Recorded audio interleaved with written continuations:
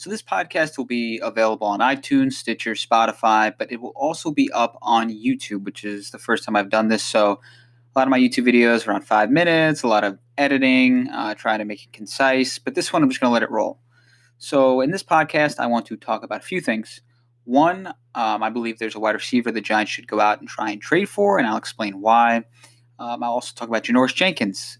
I think that could be looked at as the most questionable move of the Dave Gettleman era, and it seems like people aren't really talking about it or really never talked about it too much after it happened. And then at the end, I do want to talk quickly about Brandon Marshall because he commented about the Giants organization, and I definitely think people may be overreacting it a little bit. Depending on what he said and adding context to what he said, I think people might be overreacting just a little bit. So I'll start with Chris Conley. So the Jaguars wide receiver, I feel like, is a legitimate trade target for the New York Giants. And the reason I say that is because the Giants don't want to be in a similar situation that the Jets are in, where they have a quarterback in Sam Darnold who's entering his third year.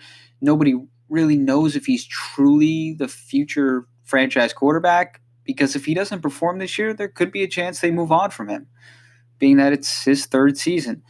The Giants don't want to fall into that situation with Daniel Jones. They want to give him as many options, as many weapons, as many good offensive linemen as possible so that they can figure out if their investment with the 6th overall pick in last year's draft is worth it, right? To use that pick on Jones and see if he is the franchise quarterback.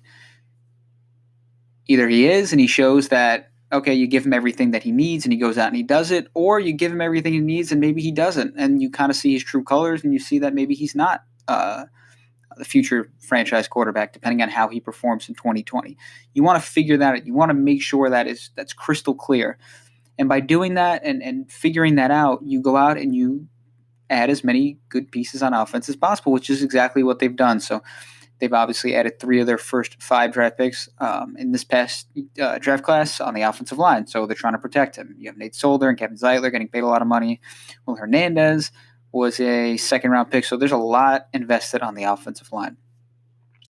They're going to go into the season, and it's known that Sterling Shepard has legitimate concussion injuries.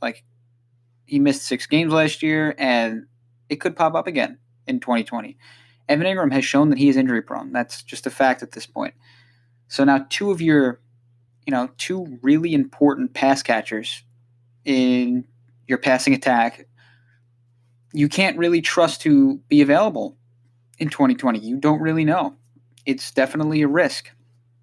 Even Corey Coleman, a guy who is just going to be a depth option. Maybe he proves something else over the course of the year, but at the moment, a depth option trying to earn his way onto the team. Big injury last year for him. So you have all these injury question marks in regard to availability.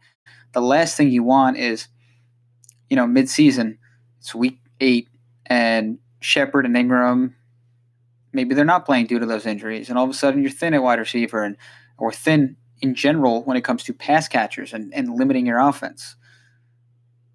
And now all of a sudden you have to make moves like they made with Cody Latimer or Benny Fowler in the past, right? Players like that where you're adding these wide receivers who you're not expecting to make an impact, and when they play, they're not making an impact. You don't want to put your young franchise quarterback in that situation, a very vulnerable situation. You want to continue to add pieces. So when it comes to Conley, talking about a player who only has a cap at about $4 million. Last year, big play wide receiver. So he was 18th in yards before catch per reception. So that's showing that he is catching the football down the field. And he was 10th in yards per reception. So he's catching the football down the field. He's making big plays. He's stretching the defense. Big wide receiver. So he really fits the mold of that perimeter wide receiver that Jason Garrett's Air Coryell-like offense needs. And you have Darius Slayton, and he played well, and he showed that he has that home run ability. But then behind him, do you have another receiver that is similar to him? And you don't. On the Giants roster, they don't have that. Golden Tate, very good when it comes to yards after catch. You have Sterling Shepard, very similar. That's really it. So if something does happen to Darius Slayton, there really isn't another player like him on the roster. So if you make a trade for a player like Conley, all of a sudden you give yourself more options. And football really is a game of attrition, and 16 games and staying healthy is availability is important. That's a big part of winning football games and being a good football team is being able to stay on the field and having your good players available.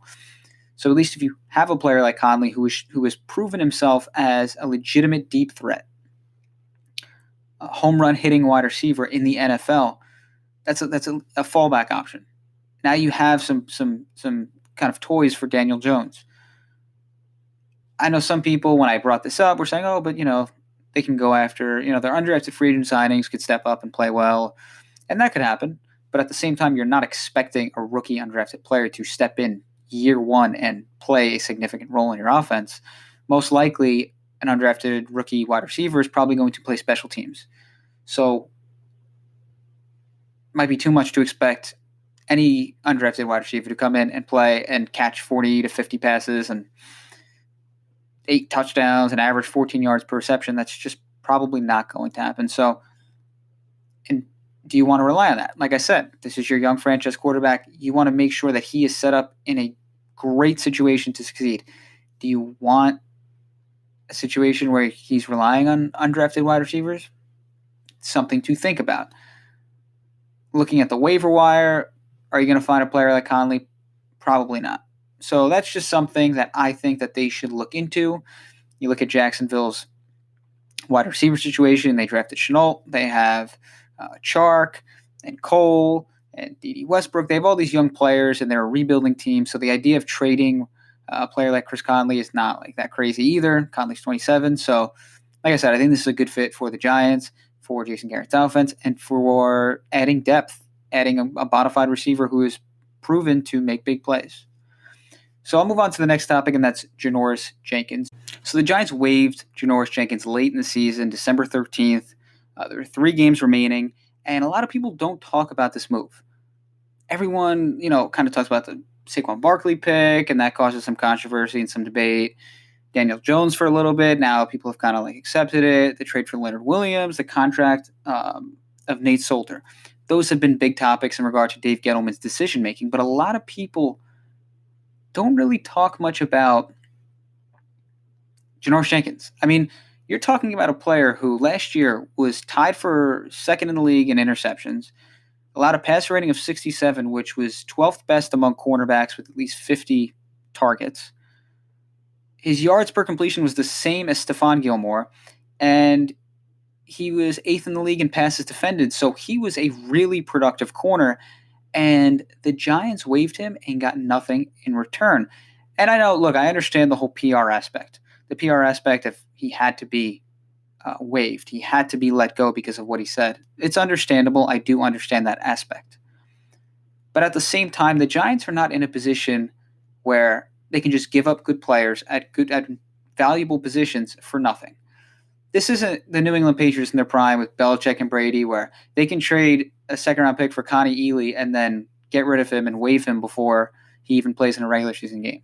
The Giants have missed the playoffs 7 out of the last 8 years. They were clearly in a rebuild in 2019. They're starting to move past that, adding some veteran players, but in 2019, they're rebuilding. It was obvious. And so when you do that, you want to get as many assets as possible.